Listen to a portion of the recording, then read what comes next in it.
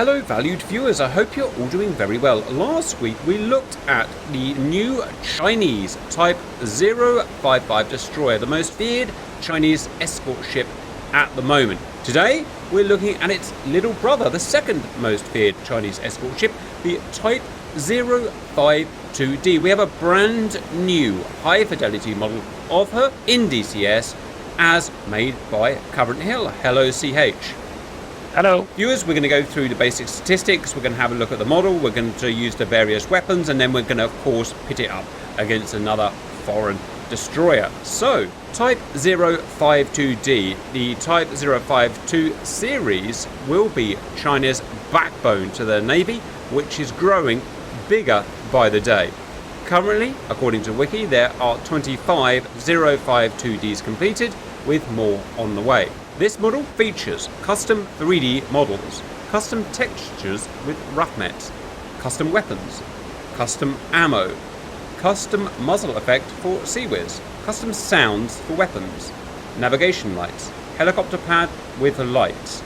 I should say as well, helicopters can operate from all of these ships that we make, we just never really use them. Animated weapons and radars, player controllable guns, damaged model with visible effect, flag with wave effect, antennae with swing effect. The all-important weapons. The same main gun as the Type 055 destroyer, the HPJ-38 130mm naval artillery gun. The same CWIS, the Type 1130 modernised CWIS with radar and fire control system. The short-range SAM is the HHQ-10. There are 24 of them, and that is the same short-range weapon as the 055. Long range?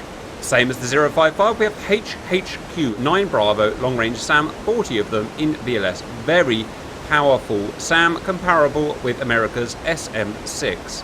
Cruise missile, land attack, CJ-10. Anti-ship missiles. In the configuration we have YJ-18, supersonic anti-ship missile, 16 of them. A Type 346A radar and 4 Type 726-4 countermeasure sets. Weapon engagement ranges. Countermeasures 1.1 nautical miles as we have it modelled.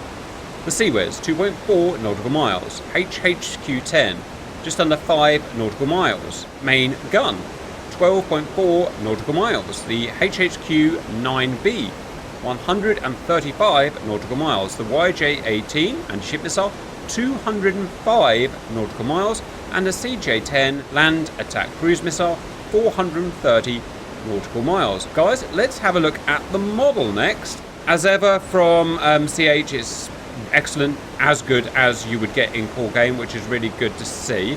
So we've got the gun, we know all about the gun now, we've seen it on the Type 055. We've got forward VLS launchers. Anything special about the VLS? No, it's just that it's 64 of them, so they are fewer than on the 055. As you mentioned before, the short-range SAM is on the RAM launcher in the back, so all these VLS cells are used for the bigger, longer range stuff, like the 9B and the YJ-18 and the CJ-10. We have the self-contained CWIS system. I think that's 11 barrels, 30 mil. Is that right, CH? That's correct. Okay, we've got a series of nav radars. We've got other radars I just don't know. Is there anything of the main mast of interest? Yeah, the one in the middle there is the fire control for the gun, for example. Yeah. The one that looks like the dish. Yeah. Will that point to the target? Yeah, exactly. Roger. Okay, you've got the main radar, if you like, kind of AESA radar, as you would see in most modern vessels. Power plant amidships. We've got a really funny looking thing here. I was talking to CH about this. They've got this weird old, the kind of thing you would find on a house like 60 years ago. If anyone knows why that's there, it looks so antiquated. Yeah, trying to receive the best channels for TV. No, it's actually called the Type 517H1 knife rest radar. It's an air search 2D long range radar. So they use that, and also the AESA for the best picture. Roger. The AESA, that would be, I think I've got this right, that would be 3-dimensional, and this guy would be 2-dimensional. Do you agree with that? Yeah, that's right. Okay, yeah. And that's common on any modern warship. When you see little domes like this, it's a mixture of radars and EW suites, all sorts of stuff going on these vessels. Moving aft, we have, let me see if I can get this right. That guy there is the launcher for the HQ-10 close-range missiles, isn't it, CH? Yeah, that's correct. And one thing we learned is when you're using one of these ships, you must never have it directly at the threat, because it means it can't use that if it's shooting down, if you know what I mean. It can't use that to intercept missiles that are coming in. You need to have the ship turned slightly to port or starboard, so that's an important thing. These guys here, are these the countermeasures, CH? Yeah, exactly. And what you just mentioned, the same goes for these, since they can't also be pointed directly ahead. Yeah, because again, you're blocking your things. So that's something you have to think about when using the ships. And you can use them in DCS. We use them, we control them and move them around. Hang out with helicopters. Now, helicopters can operate from these ships, valued viewers. We never use them. We never use them because they don't have much purpose. Their main purpose would be, anti-submarine warfare, I imagine. Submarines aren't in-game yet in any meaningful way. They are coming. And so we've got to start researching anti-submarine warfare, but it's not quite there yet. Hence, you never really see any helicopters. It would just be for eye candy purposes at the moment. Right, guys. Anything else of interest to mention on the model CH? No, don't think so. Next, we're going to use the guns. I'm going to go to control slot, game master. Okay, on the map there. Click on our guy there. Oh no, it's the harbor tugs. It's the harbor tugs. It can't be killed. That's right. You have to turn your track IR off, valued viewers, because it will stop working. So let me just turn it off. Ping. I am going to start with the big gun. Oh, one thing to mention. When we were doing the Type 45 the other day, it was bristling with 7.62, 30mm, all sorts of different caliber guns. But this has only got one CWIS and one gun. Do we have any thinking why that might be, CH? Yeah, everything I read about it is that it's because China is trying to make the ships more stealthy. And all the stuff you put everywhere makes for a bigger radar signature. Makes complete sense. Okay. Right, we're going to start plugging away. Doesn't have quite as good rate of fire as Type 45, or maybe it does, I'm not sure. I don't think this is all 130mm, so this is bigger. This is bigger than the British one, isn't it? Yeah. Ow! Look at that! Smash! They're really tough. So one thing we've learned, fellow viewers, in game, the tugs are incredibly tough. Watch this. That's 130mm shot, no damage. 44% damage. Takes 3 130mm shells to sink one of those suckers.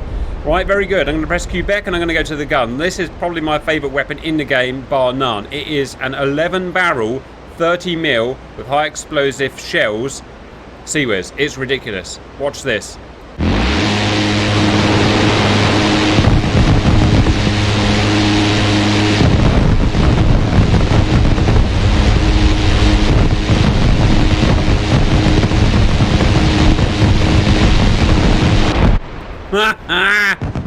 I did a thing, CH. I really did a thing. Did you see, Mom? we blew loads of stuff up. Yeah. Next, I'm going to use the cruise missiles. So we're going to click on our guy there. If I can remember how to do this, we're going to click Add Target, like that. We're going to go and find some. I didn't know these have just been added into game. They are MCV80, which is a British warrior. So we're going to attack them because why the heck not? Okay, let's see if that works. There they are. Wow, that's quick. Look at that. And bang! Have a look at them.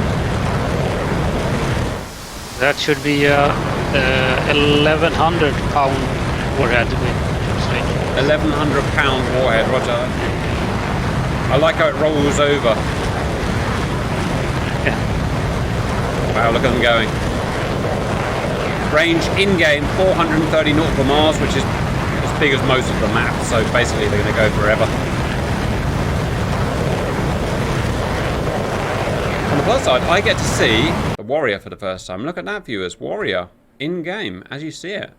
How are they going to deal with a whole bunch of CJ-10s? I would guess not very well, but we'll see. Oh, they are not tugs. Have you viewers, your favourite bit? The boom boom. I don't blame you.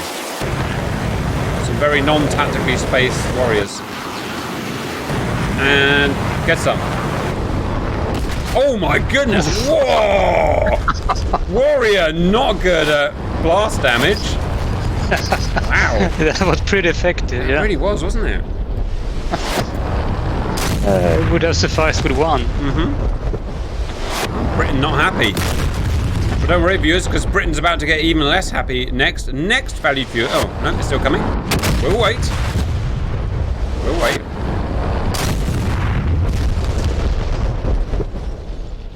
Finished?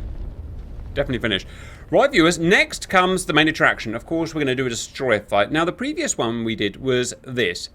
The Chinese Type 055, the big destroyer/cruiser versus the Type 45, and the Type 45 got absolutely smashed. It was annoying and gutting, but the Type 055 is a really big vessel, and we're not really surprised. It has really modern weapons. What about the 052D? How will that stand up against the Type 45? So here we have a classic battle, 4v4. It's going to be much more fair. They are much similar in terms of tonnage this time.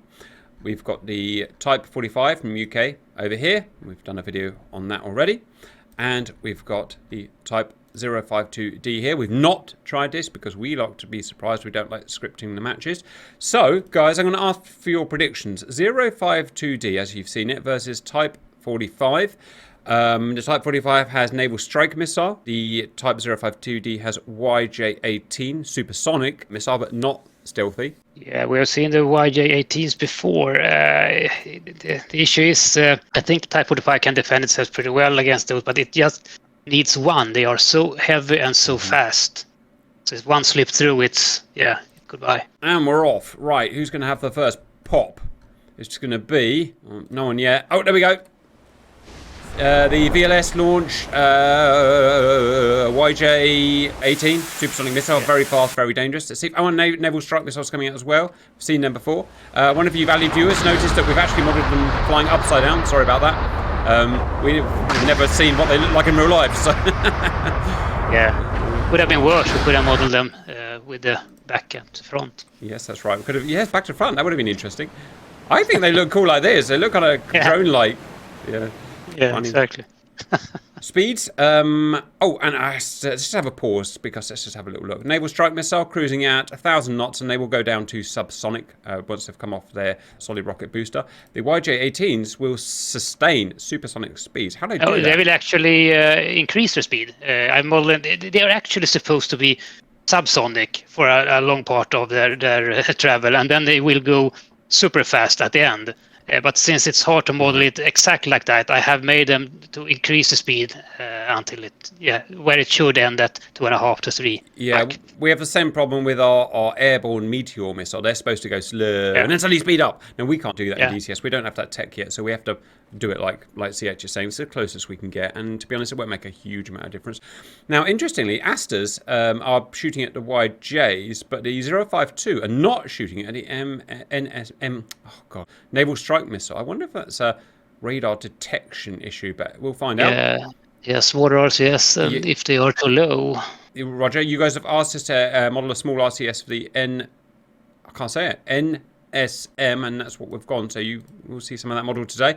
Let's see the effectiveness of these Asters. They don't work brilliantly at long range. You need to be very accurate to take one of these missiles down. All right. There we go. Oh, a thing happened. Look at them all blow up. Yeah. They're all, my goodness, look at that. They're all missing. The Aster 30s are missing. Did this happen last time? I think maybe it did. Have a look. No, they're hitting. The Asters. It's a range thing. It's a range thing. It's. Oh, I don't really understand it. It's a thing. So it looks like the Aster's 30s will only hit them closer up, and then the Aster 15s will come and polish them off by the looks of it. Now, in real life, I expect they wouldn't fire like they're firing here. In real life, you would just salvo them all off because it's all about how many vampires you can get to fire immediately. Now, we can't do that in DCS. We just don't have the control over that. Core game decides when they fire their missiles and how many. A real-world captive would be a lot smarter than that. Yeah. So what we'll almost certainly do is start speeding things up.